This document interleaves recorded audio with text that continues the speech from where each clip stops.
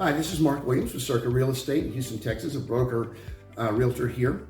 Just want to talk to you today about the best thing you can do for your house when you go to sell it. And that is either update so that you get the best price or don't update. Now, wait a minute, Mark, that doesn't make sense. I mean, it's one or the other, right? Well, no, not really. Think about it. If you're going to spend $85,000 on a new kitchen and you're only going to get $40,000 more for the house, it's not worth it. But that's what people do. They sometimes want to go and really get their house so ready, it's over-prepared and it has to be overpriced. And I want to tell you, no matter how nice the kitchen, if the house is overpriced, it's not going to sell. So that means that on the other side, sometimes the best thing to do is make the best of what you got. And that means maybe some fresh carpet and paint and, things like that are worth getting it on the market, getting it done, and getting your money back for.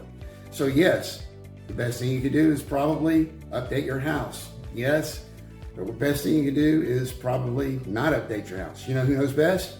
A realtor who's been around. That's where experience matters.